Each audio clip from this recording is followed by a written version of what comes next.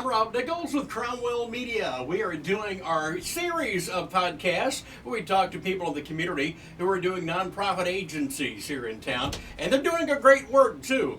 And we've got a really important one here with us today. Angela Settle's here with us from the Help Office of Owensboro. How are you? I am wonderful. How are you? Wonderful. And this, I was waiting for this one to come along because although all of these are very important agencies, I can't think of any one agency that covers so much as the Help Office. Absolutely, absolutely. So for over 50 years now, we've been providing the less fortunate in our community with the basic necessities of life, which is food, clothing, and basically financial help when they can't pay their rent.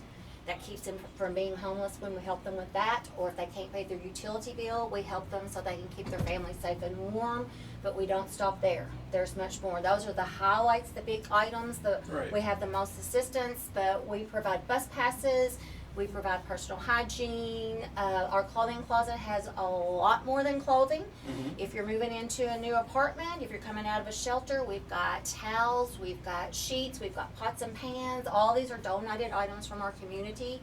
So we also have diapers. It's something that a lot of people don't know about. Mm-hmm. And other services that we have, we are strictly the person that does the interviews for Right. Christian Dental, which is free dental work.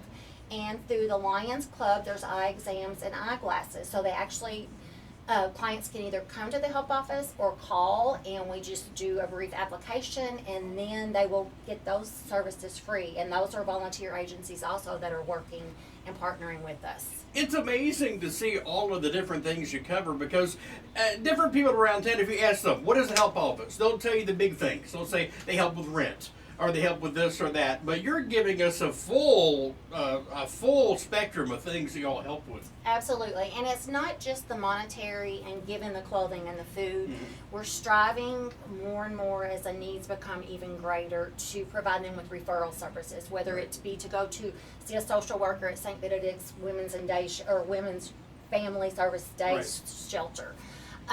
Helping them with the food stamp application, just trying to give them more and more resources to help them along the way, not just put a Band-Aid on that. We do not have a designated caseworker, but my volunteers and I are striving to do more and more of that with giving them plenty of resources that are available in our lobby. We put things in our food order, so we're just, whether it be Section 8 has where you can sign up for Section 8, whether it be other food pantries you might not know about, give them a list of that. We're trying to make sure our clients are well informed. Wonderful. You know, it's amazing to know we've got a resource like that in the community. And the name recognition is there. Everybody knows about the Help Office, whether they know a lot about it or not. What is the first step somebody can take if they find themselves in need in any of these categories? What do they do first? How they contact you? They can just call us at 270-685-4971. We can do most things, all the interviews over the phone, and the beauty of that came from terrible COVID. Right. We used to have our lobby full of people that would come in for in-person interviews, but with COVID, we were like, how are we going to help everybody but not have them in our building? Right. So we can do things over the phone. If they have an OMU bill, they have a disconnect, they can simply call. And what we do is get basic information, income and expenses, and then we contact their utility company, talk to them, say, hey, do they have a disconnect? How much do they owe? Right. Get all that information and simply send a check to the utility company. Yeah, a lot of people that maybe don't know a lot about you, they think, oh, you're just giving somebody money to take care of something. No, you're getting directly with the people that they owe, and you're Yes. taking care of it that way. Absolutely, and that was a new thing that happened during COVID also, or during COVID. It's better than we used to give them a check. Right. We found out that could cause issues. Right. So like I said, silver lining of COVID, we learned a lot of things. We're doing things better. That keeps moms from having to come in with their children. You know, our lobby was full of screaming, crying kids. We love kids. Right.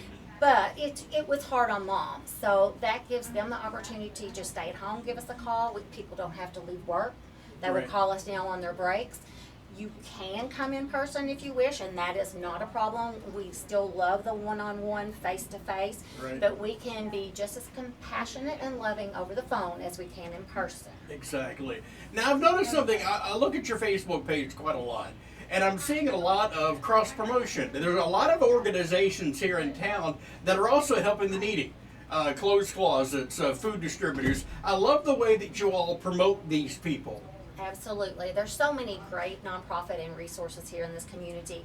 And I think here I go with COVID again. I think that brought us together because we were actually communicating more then, and it's Right. just continued, and it's a beautiful thing.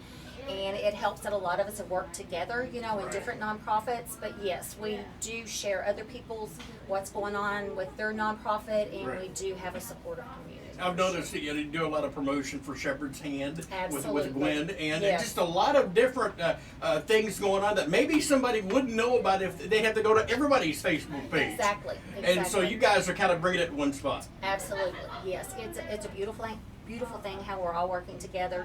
And the sad thing is, these clients need all of these resources.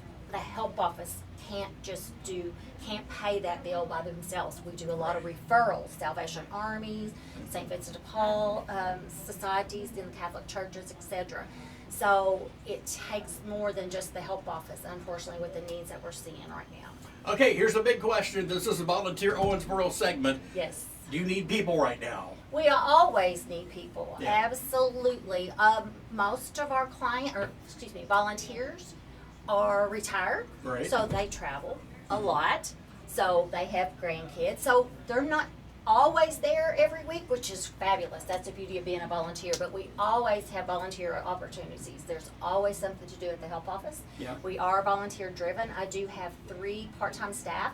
We are blessed to have an AmeriCorps worker that just started, and we Wonderful. also have a couple of other employees that work through a program through Goodwill called CSEP. So we have different folks, but we always need help. Well, there you go. So I guess they can contact you the same way that someone who needs help would contact you, right? Absolutely. If they want to help. Absolutely. They can call, or they can go to our website and they can sign a volunteer form there, or they can actually even just show up. That's on the job training. Help Office of Owensboro. We want to thank Volunteer Owensboro for this segment, also Foreman Watson Holtry for bringing us these podcasts every week here from Cromwell Media. Angela, it's been wonderful talking to you. Thank you so much.